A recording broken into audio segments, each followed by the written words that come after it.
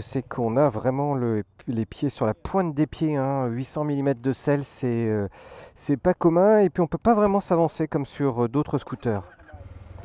Démarrage, petit bouton à gauche. Alors pour l'éteindre, c'est pas le même, c'est off lock ici. Et puis pour allumer, bon, avec le bouton rouge habituel.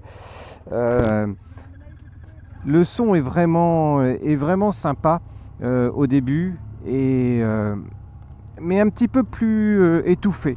Par contre, dès qu'on est à bord, on retrouve les impressions initiales du T-Max. Un moteur rond, un freinage impeccable dès le début. Et quand je dis impeccable, en ville, franchement, avec deux doigts sur le frein arrière, on bloque l'ABS. Donc, il faut y aller mollo. Par contre, sur autoroute, etc., ça fonctionne bien. En fait, il est très sécurisant parce qu'il est pas, il est puissant, mais il n'est pas obligatoirement violent. Donc, c'est pas, tout n'arrive pas d'un coup. En ville, là, on est sur vraiment on est à 3000 tours minute, en dessous les 40-50 km, mais on est beaucoup trop vite, trop vite en fait. Donc il faut toujours être sage sur la poignée, parce que entre le son vraiment sympa et puis ce comportement moteur où on sent en fait le bicylindre de 562 cm3 en dessous, il grogne, on sent, il y a des vibrations, mais d'habitude autant sur un mono, sur des bicylindres concurrents notamment, on a un moteur qui vibre, mais dans le mauvais sens du terme. Ici les vibrations, elles vous caresseraient presque, ça grogne, et puis en plus l'échappement donne ce grognement supplémentaire si caractéristique du T-Max, même sans passer sur de l'ACRA, en sachant que 25% des utilisateurs, des acheteurs de T-Max craquent pour un Akrapovic. Il est assez facile de rajouter ça dans la bourse, qui augmente d'autant le prix du T-Max, parce que mine de rien on est à 11 990 € pour le premier modèle et 13 790 € pour le Tech Max. Pour un scooter, même si c'est un maxi scooter, est quand même pas donné. Alors on l'a dit, hein, franchement ça dépote vraiment sévère, un T-Max, ce qui fait que vous vous retrouvez très rapidement à 80 km/h. Et là vous vous dites non, c'est pas sérieux, on peut pas faire ça, on est en ville. Donc on réduit, mais on est tout le temps trop vite. Et le pire, c'est que entre le son, entre ce caractère moteur, eh bien en fait on a envie vraiment de tourner la poignée.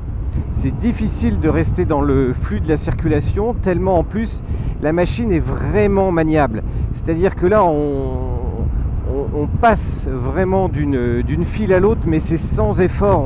On appuie à peine sur le guidon. Il y a pas de latence, il y a pas de sous-virage. On peut freiner en même temps. En fait, on peut rouler n'importe comment avec un T-Max sans entraîner de comportement bizarre entre guillemets du scooter. Ça tourne dans un moteur de poche malgré le poids, parce que franchement c'est pas un modèle léger, le T-Max, avec ses 218 kg voire 220 kg dans sa version Tech Max, mais on tourne dans un mouchoir de poche, et encore une fois sans aucun effort. La particularité du T-Max, c'est d'avoir une machine joueuse, facile, maniable, valorisante, pas uniquement à cause du prix, mais parce que la finition est bien faite. Et puis d'avoir ce côté joueur facile, qui fait que une fois qu'on l'a en main, on en a envie encore. Et c'est ça aussi qui explique que la majeure partie des acheteurs de T-Max en rachètent un derrière. Donc notamment s'ils se le font voler, ça ne les décourage pas. Un T-Max reste un T-Max et on le rachète. Alors on notera que l'interfile est facile. En fait, on le voit facilement, les rétroviseurs ils passent clairement au-dessus des rétroviseurs des voitures. Donc on les touche pas. Résultat, c'est un gros, mais c'est le gros qui se faufile le plus facilement entre les voitures, même quand on est limite. Ici, dans cet espace-là, il me faudrait soit un 125, éventuellement un 300 pour arriver à passer avec la même facilité. Et encore une fois, c'est un peu impressionnant de voir combien un 500, plus gros, plus imposant, eh bien en fait se comporte à la limite comme un 300 en termes de maniabilité, de facilité de conduite et de prise en main. Ici on a un écran qui est très lisible de jour et encore plus de nuit. Il n'est pas trop agressif non plus de nuit.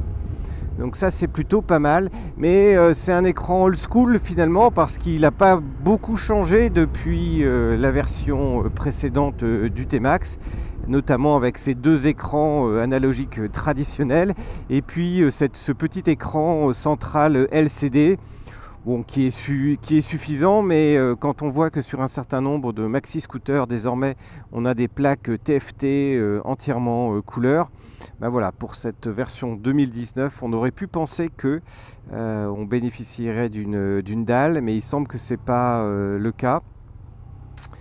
Et autre point, eh bien, malgré cela, pourtant il y a une application connectée avec le T-Max qui permet en fait de récupérer plein d'informations à la fois sur le scooter, mais également, et c'est ça qui est intéressant, de mettre en place en fait tout ce qui est géolocalisation. Et une géolocalisation qui est en fait un système entre guillemets un tracker, donc qui permet de savoir notamment où est son T-Max. Ça c'est le b.a-ba, mais surtout on peut lui donner l'ordre de, par exemple, de vous prévenir si il est déplacé ou s'il change d'endroit alors qu'il ne devrait pas.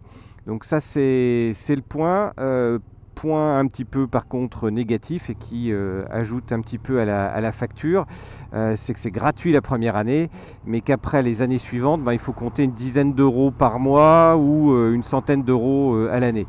Chiffre à confirmer avec les dernières informations de Yamaha que vous retrouverez naturellement sur le site.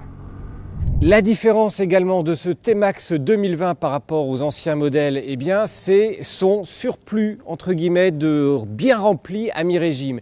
Et pourquoi c'est important à mi-régime? Eh bien, ce sont notamment les reprises où, malgré le fait que y a des maxi scooters qui sont plus puissants, qui avaient une reprise bien meilleure, notamment à mi-régime quand on était sur les 80-90 km/h. Eh bien, ici, on l'a regorgé. Et d'ailleurs, il faut noter que par rapport à des maxi scooters où quand on accélère, on monte tout de suite à 7000, 8000 tours minute.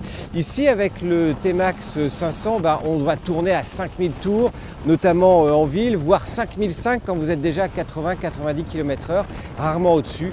Il va prendre uniquement ses tours pour grimper très vite sur autoroute. Mais ce qui est impressionnant, c'est que, notamment quand on parle de la concurrence, avec un modèle de 500 qui était assez rapide jusqu'à 120 mais qui grignote derrière les km/h petit à petit, et bien non, avec ce T-Max 2020 on arrive très rapidement à 140-550 km/h, le 160 il s'installe tout de suite et le 180 n'est pas si loin que ça. Et sur les vitesses intermédiaires, même quand on est justement sur ces 80, 90, 100 km/h, et bien il est assez impressionnant de voir comment ce moteur réagit tout de suite, comment il gronde, comment la poignée vous relance immédiatement, notamment pour faire un dépassement en toute sérénité et en toute tranquillité.